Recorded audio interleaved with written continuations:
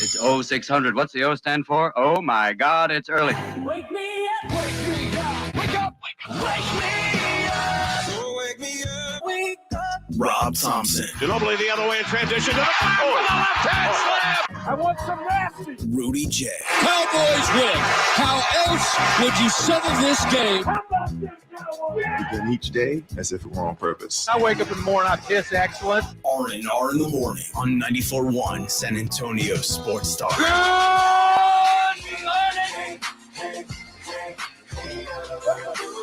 Good morning to you. Good morning, good morning. It's R&R in the morning here on San Antonio Sports Star. We're glad you're with us. Get on our YouTube feed. Check us out live, because if you are, you get a chance to listen to Todd Archer of ESPN.com. Welcome aboard, sir.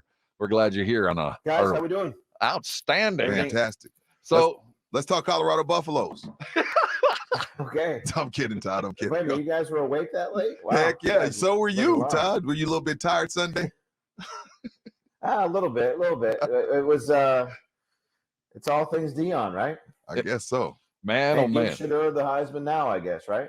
I'll vote for him today, but that will change probably next week. Todd, as we get into the numbers 30-10, it was a convincing win, no doubt.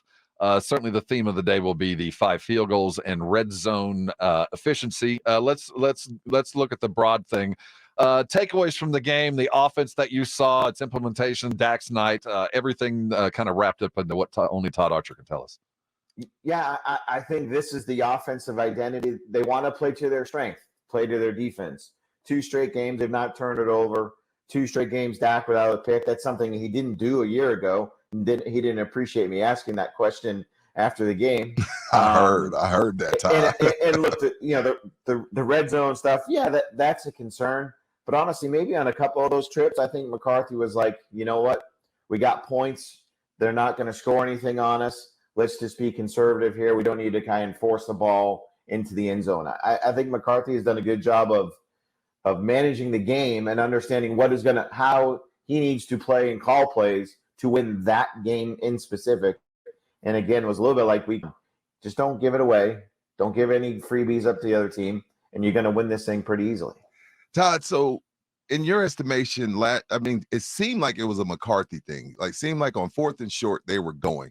So was that a Kellen thing? Because I thought there was a couple times yesterday where last season, or the last couple of seasons, they would have gone for it, especially down there in the red zone. I think it was like 4th and 2, 4th and short a couple of times where they just elected to take the 3. So was that Kellen?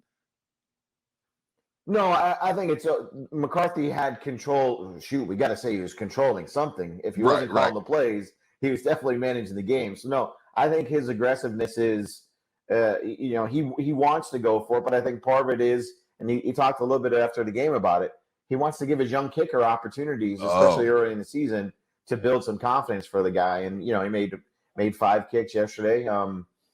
So I think that was more of it than anything like, well, Kellen was more aggressive on 4th down versus McCarthy. I think McCarthy's an aggressive 4th down guy, but I think in a game like this, he just wanted to give his young kicker opportunities.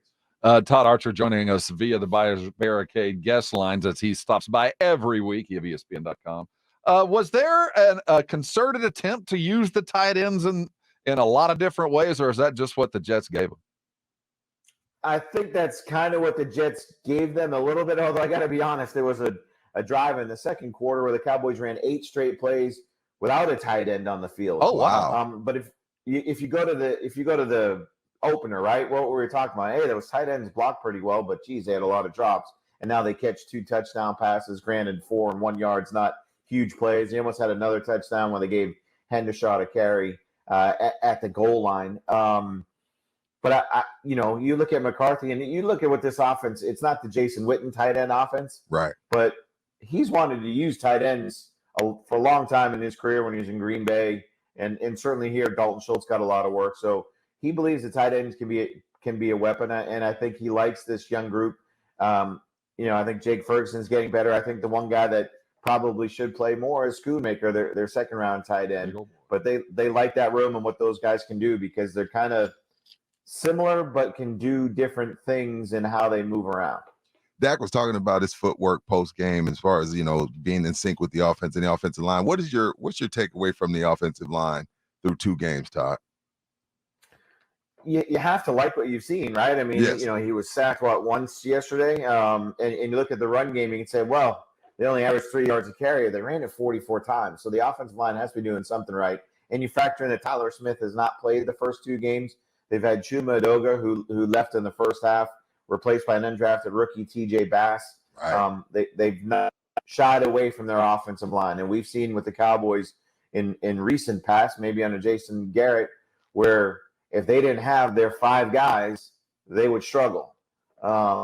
They're still being aggressive with what they want to do offensively, and they're still calling the run game. Zach Martin went out late in the game. His ankle, he said, was fine. He's good. Afterwards, he went back in for the victory formation stuff at the end.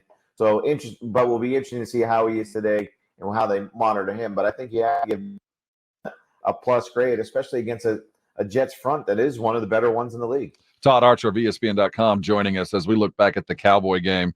Several things to take away from Dak Prescott's performance. First one, it was the best start of his NFL career. Was it 12 consecutive completed passes? Something nuts. 13, yeah. 13 consecutive passes.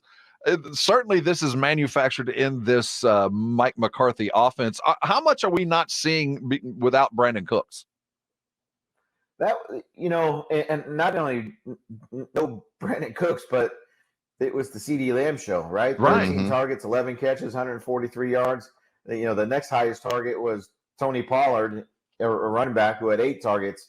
So they call this a vision defense that they go against. So it's get it out quick, and you're going to have to throw a lot of checkdowns. That's Pollard, and with CD, he's going to win for you early. And he wasn't matched up on Sauce Gardner much, but that's not like the Cowboys were avoiding him. That's just how they use CD Lamb. They move him around and do some different things.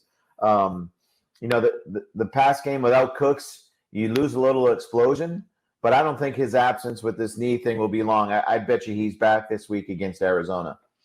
Todd, when the schedule comes out and you see all the moves that Arizona made, you're like, okay, they're going to get rid of Kyler Murray. They're going to try to go get Caleb Williams. But I just chalked that up as a win. But, versus the Commanders and the Giants, Arizona didn't look that bad.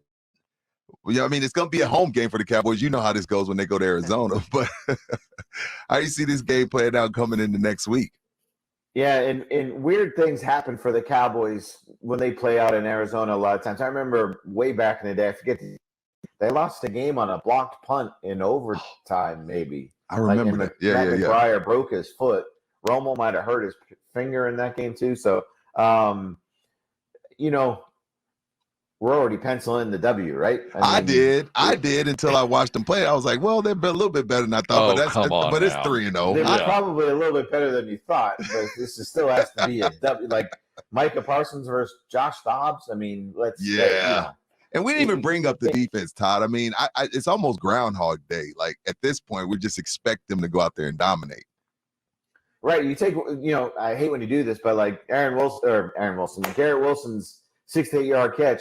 You take away that one, the Jets averaged 3 yards per play. They were just, again, dominant. In the second half, you had the 4 takeaways, 3 interceptions, and Micah's forced fumble. The first play of the game, DeMarcus Lawrence, a tackle for loss.